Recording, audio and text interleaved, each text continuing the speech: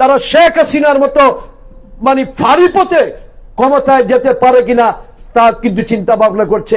আপনার তো 5 দিনের অভিজ্ঞতা হয়নি, এই জন্য বিএনপি সম্পর্কে এইভাবে মন্তব্য করেছেন। ষড়যন্ত্রকারীরা কিন্তু ষড়যন্ত্রে ব্যস্ত আছে। ইতিমধ্যে দেখেছেন গত 2 দিন আগে বোধহয় এনসিপির একটা দেখলাম টক শোতে যে বিএনপি 50টা সিটি পাবে না। তো আসলে যেটা বলছে আমি এইটা বলবো, কারণ ফ্যাসিস্ট সরকারের প্রধান শেখ হাসিনা নির্বাচনের আগেই কিন্তু সিট সবকিছু ঠিক রাখতো। তাহলে এনসিপিও আমরা ধরে নিব যে তারা ভোটের তোয়াক্কা করে না, তারা শেখ হাসিনার মতো মানে ফাঁড়ি পথে ক্ষমতায় যেতে পারে কিনা তা কিন্তু চিন্তা ভাবনা করছে। আমি ওই এনসিপির যিনি টক শোতে ছিলেন, আপনি বোধহয় বাংলাদেশে নতুন রাজনীতিতে এসেছেন, রাজনীতির ইতিহাস শিকার চেষ্টা করেন, রাজনীতিতে যদি ওই মানে বীজ বপন করেই যদি ফল খাওয়ার চেষ্টা করেন তাহলে আপনি কিন্তু আস্থা করে চলে যাবে, রাজনীতির আস্থা করে আপনি কিন্তু রাজনীতি করতে পারবেন না। বিএনপির আজকে যারা এখানে আছে এরা পুড়ে খাওয়া, এরা নেতৃবৃন্দ প্রতিটা 25 বছরের অভিজ্ঞতা নিয়ে কিন্তু সবাই বসে আছে, মিনিমাম 25 বছর। আপনার তো 5 দিনের অভিজ্ঞতা হয়নি, এই জন্য বিএনপি সম্পর্কে এইভাবে মন্তব্য করেছেন। আপনাকে ধন্যবাদ।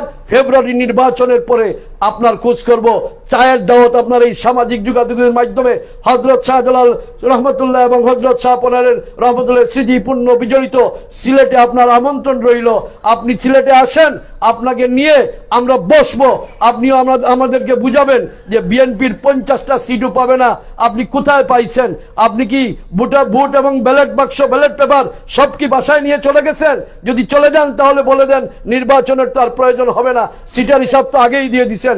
তাহলে আমি অন্তর্বর্তীকালীন সরকারের প্রধানকে, উপদেষ্টাকে আপনি আপনার আজকের এই সামাজিক যোগাযোগ মাধ্যমে আপনার অনুরোধ করব, ওই যে ব্যক্তি যেটা বলেছেন আপনারা যেন নির্বাচনের সময় নির্বাচন কমিশন এবং নির্বাচনের সংশ্লিষ্ট প্রশাসনের সকল কর্মকর্তা তার প্রতি নজর রাখতে হবে, কারণ সে আগেই বলে ফেলছে নিশ্চয়ই ব্যালট পেপার শিল সবকিছু ইতিমধ্যে কিন্তু জোগাড় করে রেখেছে।